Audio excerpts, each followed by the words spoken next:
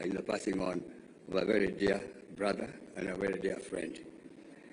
A lot of people know the late Chebukati in different ways. As Chairman Chebukati, some call him Wafula Chebukati, but we all just call him Wanyonyi as a family. That's how we've come to know him over the years, and that's how we've been referring to him every time we relate with him, Wanyonyi. That's the name that we attribute to him as a brother-in-law. Now, we just want to remember Wanyonyi Chebukati just for three things, probably even four. One was his courage. We have never seen a leader who had so much courage to do two things, to take leadership and make some very, very tough decisions. This is away from his job as chairman of IEBC. Courage in a family sense. In a family sense, in taking control of situations that looked difficult, but which were, at the end of the day, needed some leadership in terms of finality of those decisions. So we respect him for that courage, and that is the courage that we've known of him over the years, up to the time of his demise about 2 weeks ago. The other aspect that we would associate with our late brother is really three things: honesty, integrity, and respect.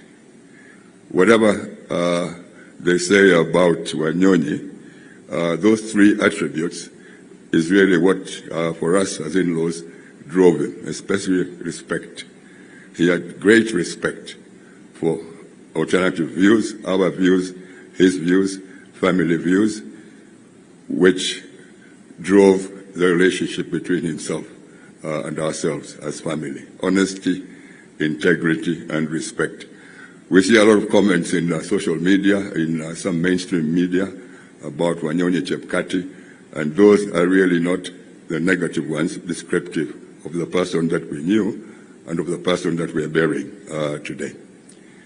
The third attribute that we associate as a family of in-laws with Wanyonyi Chebukati is really doing the right things. What is the right thing to do, faced with several different circumstances?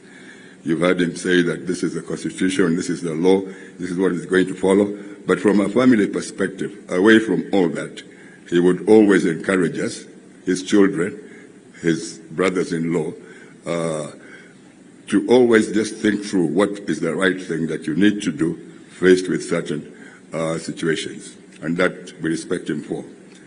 And finally, Mr. President, it's really the resilience that our late brother had. He was so resilient, even when in his final days with the illness that caught up with him about 2.5 years ago, you could see that he is fighting. The doctors were saying this, but he refused to accept what the doctors were saying. He kept on fighting.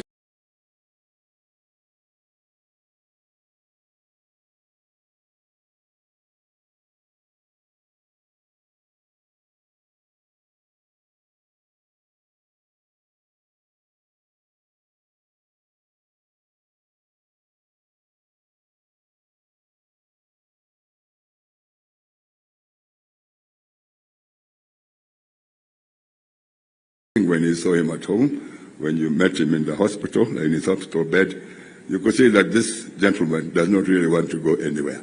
He's arguing against the doctor's advice, and he kept on going on that night, that Thursday night of 20th of February. So we respect him for the lives that we shared with him. We are very proud and honored that we had Wafula Wanyonyi Chebukati, and we wish him very well as he goes on in his repose finally, and as he rests in peace with God. Thank you very much.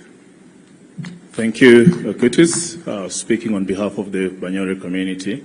At this juncture, we want to hear a tribute, of course, from the spouse, together with the children, to